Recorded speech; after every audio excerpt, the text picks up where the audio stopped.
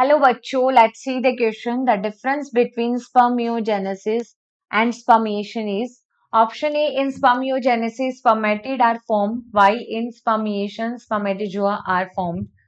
In option B, in spermiogenesis, spermatozoa are formed, while in spermiation, spermatids are formed. In option C, in spermiogenesis, spermatozoa from Sertoli cells are released into the cavity of seminiferous tubules, while in the spermiation, spermatozoa are formed. In option D, in spermiogenesis, spermatozoa are formed, while in spermiation, spermatozoa are released from Sertoli cells into the cavity of seminiferous tubules. So, firstly, see about the key concept for this question, and here we are going to discuss spermiogenesis and spermiation. देखो, अगर हम इस question में बात करें तो देखो spermiogenesis में क्या होता है, सेकेंडरी स्पर्मेटोसाइट से फॉर्म होते हैं स्पर्मेटिड, और ये स्पर्मेटिड जो है ये नॉन मोटाइल है, ये भी हैप्लॉइड है। और ये जब स्पर्मेटिड ट्रांसफॉर्म हो जाते हैं मोटाइल स्पर्म में,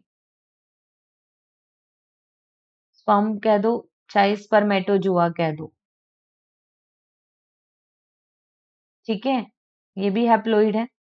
तो जब ये मोटाइल स्पर्म में ट्रांसफॉर्म हो जाते हैं तो उस प्रोसेस को कहते हैं स्पर्मियोजेनेसिस। और स्पर्मिएशन में हम क्या देखते हैं कि जो डेवलपिंग स्पर्म है उसका हेड एम्बेडेड रहता है, हेड एम्बेडेड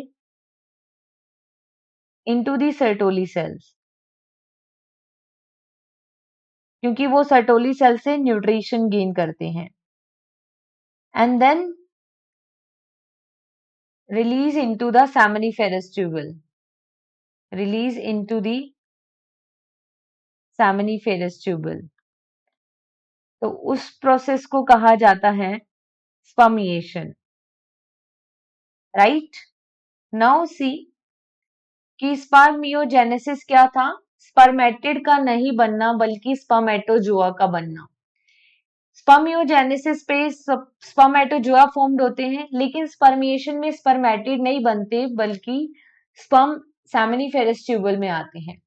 स्पर्मियोजेनेसिस में क्या हो रहा था, स्पर्मेटोजोआ सर्टोली सेल से रिलीज नहीं हो रहे थे, स्पर्मिएशन की प्रोसेस में सर्टोली सेल से रिलीज होते हैं।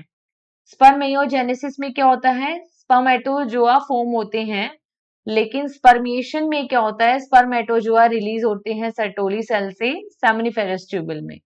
तो यहाँ पे जो करेक्ट आंसर आएगा that is only option D. Hope you understood it well. Best of luck.